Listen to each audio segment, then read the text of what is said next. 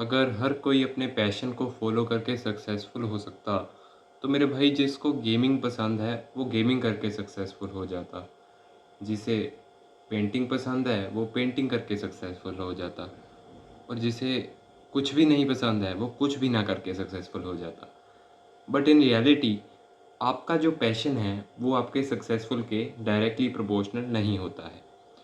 अगर आप अपने पैशन को फॉलो करें तो there is a high chance कि आप सक्सेसफुल नहीं होंगे, and there is also a very low chance कि आप एक्सट्रीमली सक्सेसफुल भी हो सकते हैं। Let me give you an example. आपका जो पैशन है वो एक बादल की तरह है। जैसे आकाश में कई सारे बादल आपको दिखते होंगे हैं, वैसे ही आपका पैशन एक थॉट की तरह आपके दिमाग में आता है। आप अपने घर से बाहर निकलिए और एक बार आसमान की तरफ देखिए।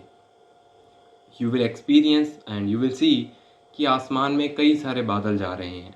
आप उनमें से किसी एक पर अपना पूरा फोकस गड़ा लीजिए। आप उसे 2 घंटे देखते रहिए। वो बादल आपकी आंखों से धीरे धीरे करके ओझल हो जाएगा। या फिर आप उसे 1 घंटा देखिए और फिर आप थोड़ा बहुत अपनी आंखों को ऐसे साइड में कीजिए और उसे फिर ढूंढिए। There is a high chance कि वो आपको नहीं मिलेगा। सिमिलरली है आपका पैशन। आपका पैशन बस एक थॉट की तरह होता है जो आपके माइंड में आता है और कुछ समय बाद ऑटोमेटिकली चले जाता है। If I give you my example then like 5 years ago मेरे मन में पेंटिंग की प्रति बहुत पैशन था।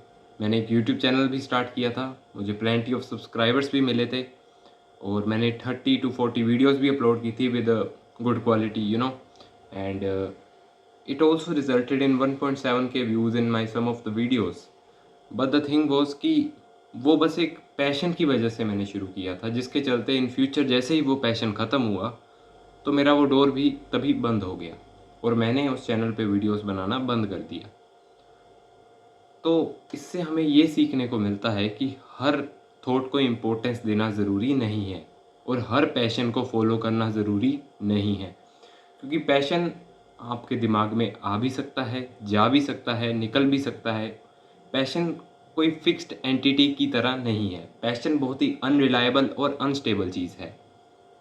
अब हमें क्या करना चाहिए? क्या हमें अपना पैशन ही फॉलो नहीं करना चाहिए? क्या हमें अपने पैशन की जगह कुछ और ढूँढना चाहिए? हमें क्या करना चाहिए?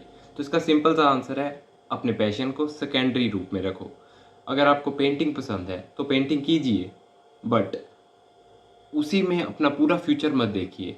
क्योंकि हो सकता है आपको आज पेंटिंग पसंद है, आपको कल नहीं होगी। और ये जो वर्ल्ड है ये इसे बस रियलिटी से मतलब है। आपको कुछ एक्चुअल में करना पड़ेगा पैसे कमाने के लिए और सक्सेसफुल होने के लिए।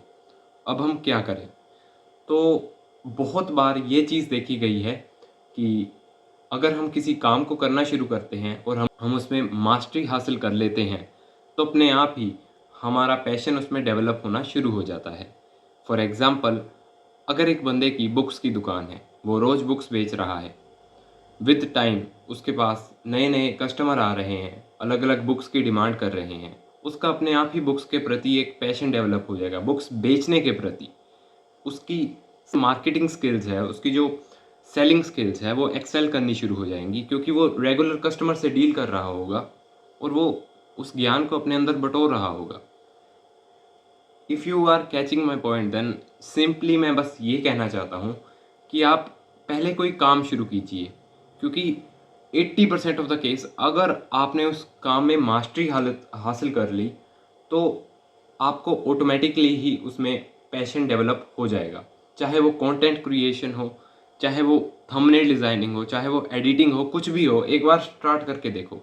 आपका पैशन तभी डेवलप होता है। Passion is very unreliable and unstable cheese, so focus on your career, focus on your skill set to maximize it to the max level, and then you can achieve a passionable thing in it, and your passion will automatically start developing in it. And that's it. That's the motive of the video.